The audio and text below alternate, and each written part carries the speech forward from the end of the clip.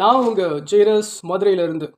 நம்ம இன்னைக்கு பேசவிருப்பது தமிழக முதலமைச்சர் உடல் நலக்குறைவால் அவர் கொஞ்சம் ரெஸ்ட்டில் இருந்தார், ஹாஸ்பிட்டலில் அட்மிட் ஆகியிருந்தார். இப்போ அவர் ஆன்ஜியோ ட்ரீட்மெண்ட்டில் இருக்கிறதா அமைச்சர் துரைமுருகன் வாயிலாக நம்ம எல்லாம் தெரிஞ்சுக்கிட்டு இருக்கோம். செய்தியாளர் சந்திப்பில் அவர் சொல்லியிருக்கிறத நம்ம கேட்டோம். நம்ம தமிழ்நாட்டை நடத்தி வரக்கூடிய ஒரு அமைச்சர் அவர். அவர் உடல்நலம் சீக்கிரமே தேறி வந்து நல்ல ஆட்சியை அவர் தமிழ்நாட்டுக்கு கொடுக்கணும். குறைவாக இருக்கக்கூடிய நாட்களில் அவர் நல்லபடியாக ஆட்சியை கொடுக்கணும் அப்படின்னு நம்ம ஆண்டவரை வேண்டிக்கிடுவோம்.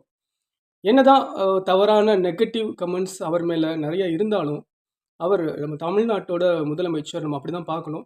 அவர் நல்லபடியாக ஆட்சி செய்யணும்னு நம்ம எதிர்பார்க்குறதுல எந்த தவறும் இல்லை. ஆனால் அவர் உடல்நலக்குறைவு ஏற்பட்டதுனால அது ஒரு நல்ல விஷயமா நம்ம எடுத்து ப்ரொஜெக்ட் பண்ணி பேசுகிறதுல எந்தவித நியாயமான விஷயமும் கிடையாது. சில பேர் சில கமெண்ட் செக்ஷனில் நம்ம பார்க்க முடியுது.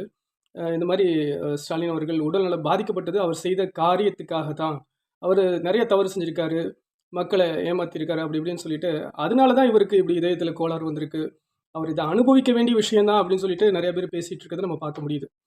இது நிறைய மக்கள் மத்தியில் இருக்கக்கூடிய மனசில் இருக்கக்கூடிய விஷயமா இருக்கலாம். பட் நம்ம செய்ய வேண்டியது, நம்ம தீமைக்கு தீமை செய்யக்கூடாது, தீமைக்கு நல்லதையே செய்வோம். அவர் நல்லாட்சியை கொடுக்கட்டும் அப்படின்னு சொல்லிட்டு நம்ம ஆண்டவரை ஜெபம் பண்ணிக்கிடுவோம். அவர் இந்த நேரத்தில் அவர் சீக்கிரமாகவே தேறி, உடல் நலம் தேறி திரும்பவுமே அவருடைய நிர்வாகத்துக்கு வந்து அவர் நம்மளை நல்லாட்சி அவர் நம்மளை செய்யணும் அப்படின்னு சொல்லிட்டு தான் நம்ம எதிர்பார்க்கணும். அதையே தான் நம்ம விரும்புகிறோம்.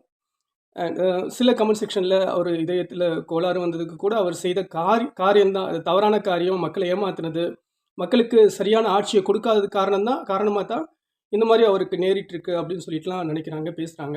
அது முற்றிலும் தவறு. சீக்கிரமாக அவர் உடல்நலம் தேறி வரணும்னு சொல்லிட்டு நம்ம ஆண்டவரை வேண்டிக்கிடுவோம்.